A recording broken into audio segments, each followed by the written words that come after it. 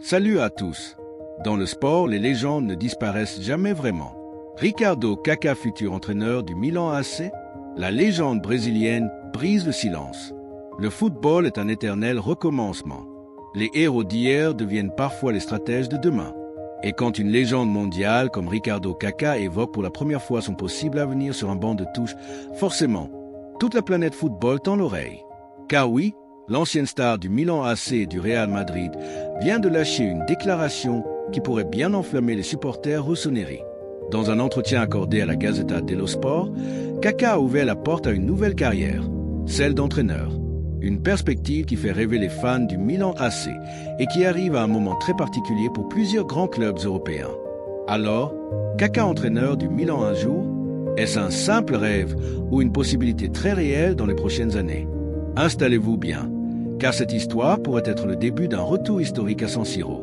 Ballon de football Ricardo Kaká, une légende éternelle du Milan AC. Pour comprendre l'émotion autour de cette annonce, il faut se rappeler ce que représente Kaká pour le Milan AC. Arrivé au club en 2003, le Brésilien s'est très vite imposé comme l'un des joueurs les plus élégants et talentueux de sa génération. Sa conduite de balle fluide, sa vision du jeu et ses accélérations dévastatrices ont rapidement conquis le cœur des supporters. Mais surtout, Kaká est devenu le symbole d'une époque dorée pour le club lombard.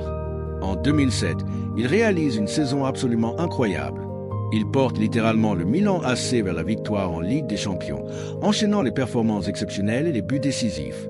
Qui peut oublier ce slalom légendaire contre Manchester United à Old Trafford, ou encore ses courses irrésistibles dans les défenses européennes. Cette année-là, Kaká atteint le sommet absolu du football mondial. Trophée Ballon d'Or 2007, Trophée Ligue des Champions 2007, Trophée meilleur joueur FIFA. Il devient alors le dernier joueur à avoir remporté le Ballon d'Or avant l'ère Messi, Cristiano Ronaldo. Un exploit qui place son nom à jamais dans l'histoire du football. Gros cercle rouge, cercle noir moyen, une relation unique avec le Milan AC.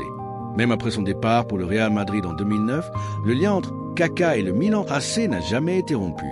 Le Brésilien est même revenu porter une seconde fois le maillot rossonero lors de la saison 2013 à 2014, preuve de son attachement profond au club. Et aujourd'hui encore, ce lien reste extrêmement fort. Dans son entretien à la Gazzetta dello Sport, Kaká a tenu à rappeler l'importance du Milan dans sa vie.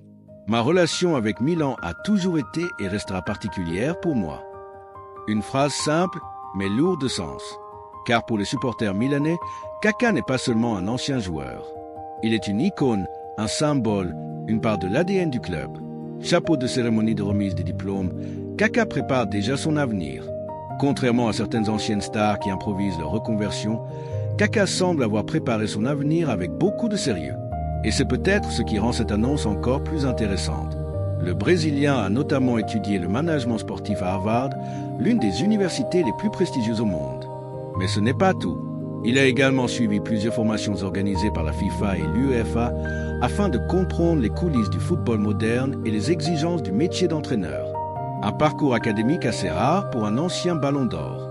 Et surtout, il n'exclut absolument pas de passer un jour sur un banc de touche. Des mentors prestigieux. Kaká a aussi expliqué qu'il avait énormément appris de certaines figures majeures du football.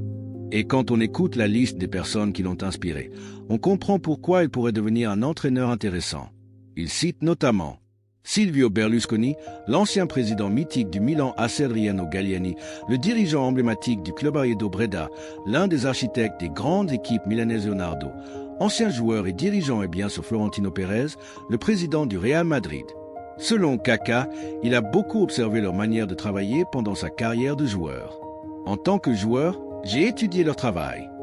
Une approche très stratégique, car comprendre la gestion d'un club, la psychologie d'un vestiaire et la vision d'un dirigeant est essentiel pour réussir comme entraîneur. Feu a un timing qui intrigue. Si les déclarations de Kaká font autant parler aujourd'hui, ce n'est pas un hasard, car plusieurs grands clubs européens pourraient changer d'entraîneur dans les prochains mois. Parmi eux, Gros cercle rouge, le Milan AC. Cercle blanc moyen, le Real Madrid. Deux clubs qui ont marqué la carrière de Kaká. Au Milan, l'avenir du banc rossonero reste incertain à moyen terme. Les dirigeants cherchent à construire un projet stable capable de rivaliser avec les plus grandes équipes européennes.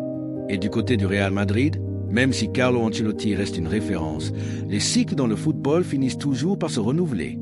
Alors forcément, certains observateurs commencent déjà à imaginer des scénarios.